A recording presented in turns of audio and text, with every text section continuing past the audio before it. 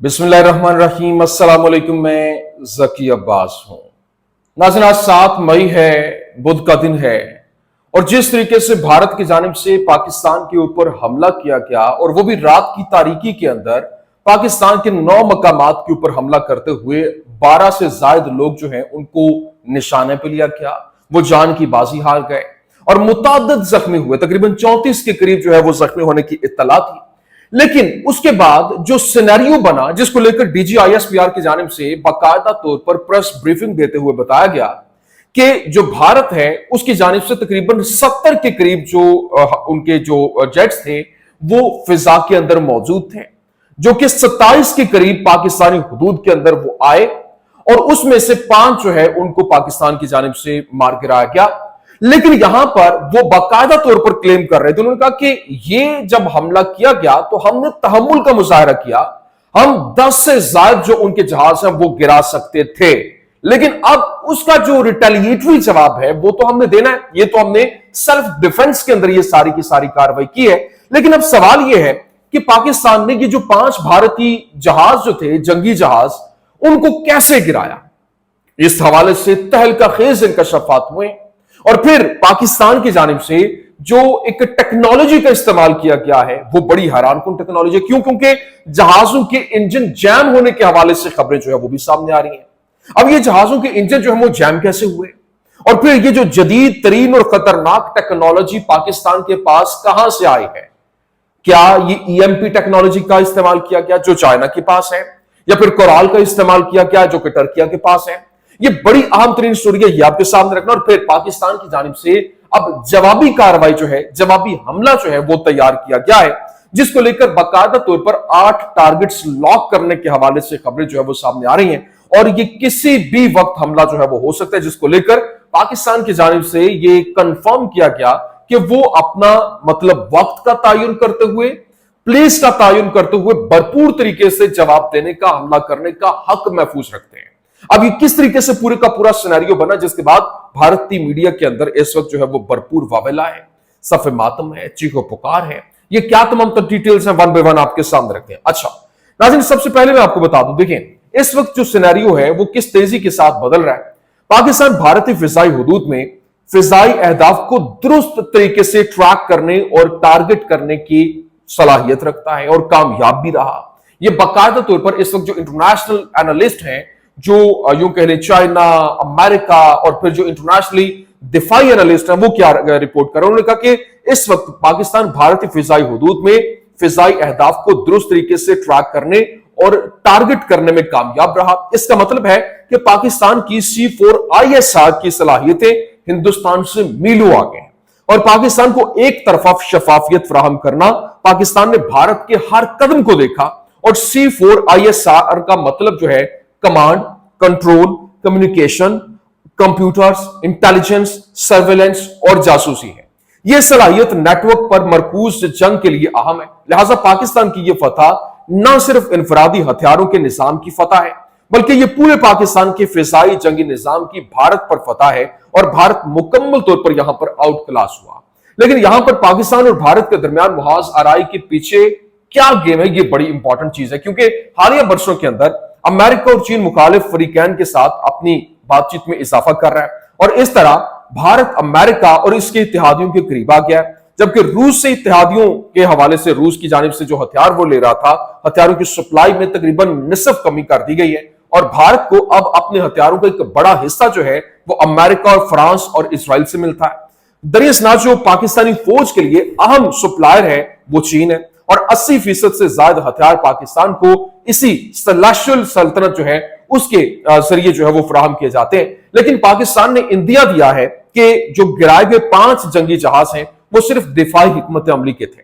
पाकिस्तान हिंदुस्तानी हमलों का जवाब देने का हक जो है वो महफूज रखता है, जिसके वक्त और मकाम का तयन किया जाएगा।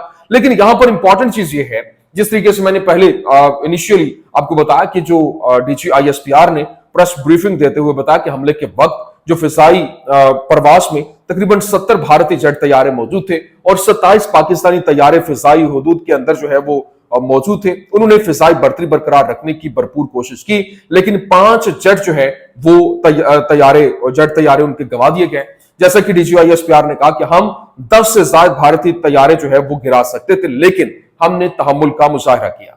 अब यहां पर एक बड़ा इंपॉर्टेंट सवाल है कि ये जो भारतीय जेट तैयारे थे वो गिरे तो गिरे कैसे? देखिए, पाकिस्तान के पास मौजूद टेक्नोलॉजी ने दुनिया को परेशान करके रख दिया है और पाकिस्तान ने भारतीय जंगी जहाज सिग्नल जैम करके गिराए। जहां जहाज गिरे वहां लोगों के मोबाइल फोन, इंटरनेट और इलेक्ट्रॉनिक्स कई घंटे तक बंद रहे।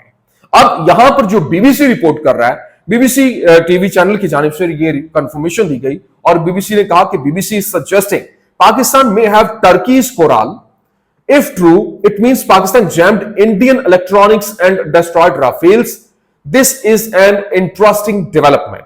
मतलब वो ये कह रहा है कि BBC ने ये सजेस्ट किया कि पाकिस्तान के पास हो सकता है कि टर्की का कोराल मौजूद हो या फिर EMP टेक्नोलॉजी, इलेक्ट्रोमैग्नेटिक पल्स, जो कि चाइना के पास मौजूद है। अब इफ ट्रू, अगर ये सच है, it means Pakistan jammed Indian electronics, मतलब उन्होंने इंडियन इलेक्ट्रॉनिक्स जो है उनको जैम किया और वहां पर उसके सिग्नल जो है वो जैम हुए, जिसके बाद जो इनके राफेल तैयारे हैं जो वो उनको गिराया क्या।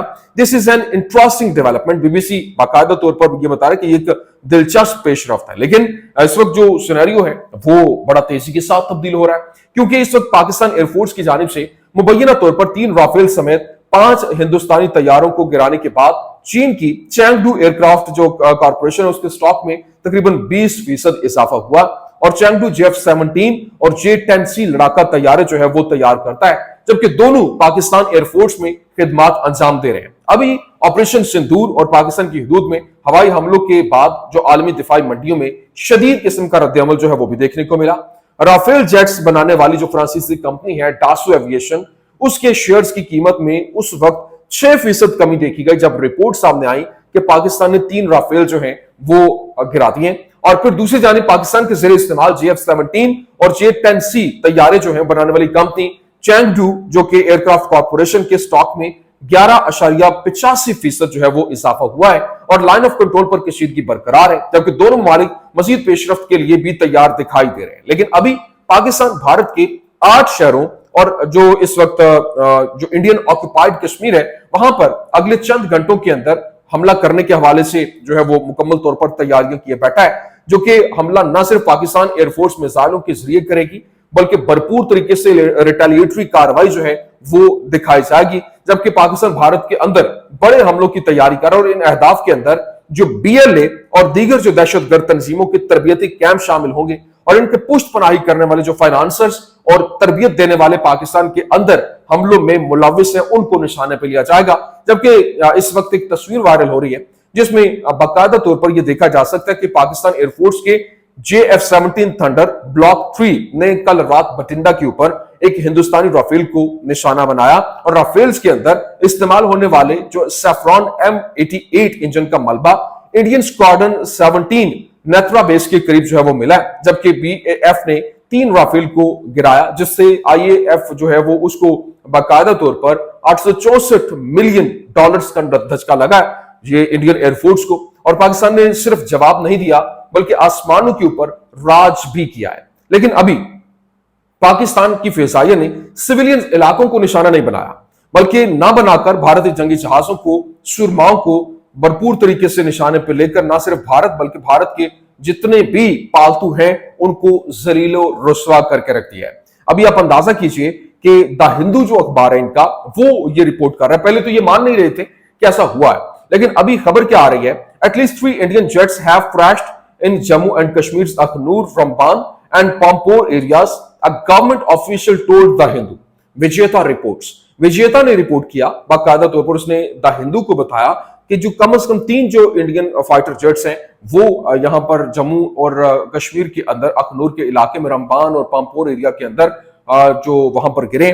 3 का तो अभी मान गए, 5 का भी मान जाएंगे। पहले 5 का जब कहा जा रहा तो 1 माना, फिर दूसरा, फिर तीसरा और अब जो है वो 5 भी मान जाएंगे।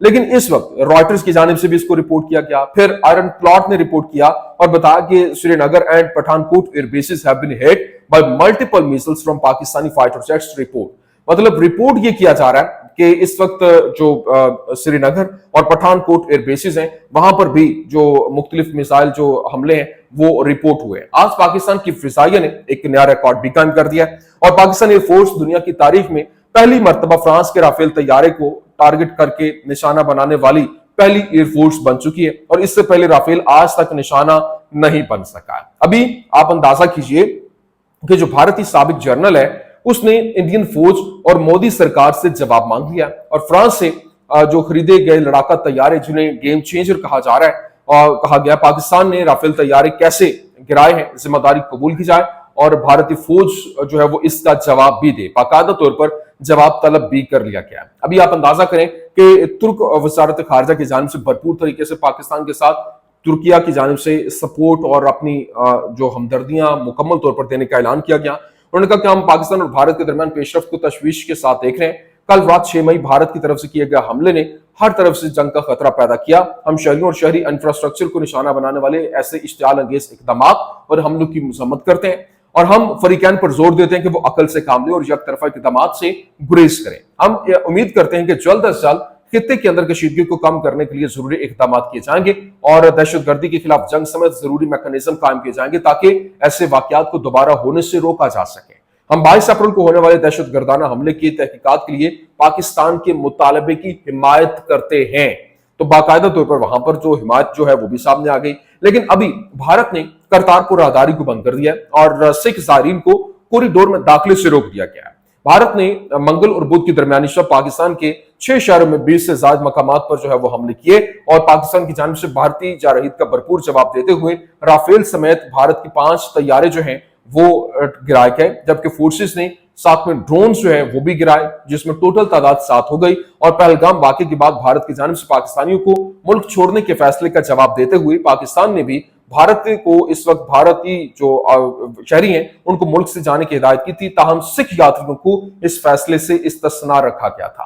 تو یہ جناب والا اس وقت کا سینیریو ہے کہ کس تیزی کے ساتھ سینیریو بدل رہا ہے. یہ تمام تر ڈیٹیلز تھیں. اس حوالے سے جو بھی لیٹسٹ اپڈیٹس سامنے آتی ہیں وہ انشاءاللہ آپ کے سامنے رکھیں گے. امید کرتے ہیں ویڈیو آپ کو پسند آئی ہوگی. پسند آنے کی صورت میں لائک کیجیے, شیئر کیجیے اور ہمارے چینل کو سبسکرائب کرنا مت بھولیے گا. شکریہ.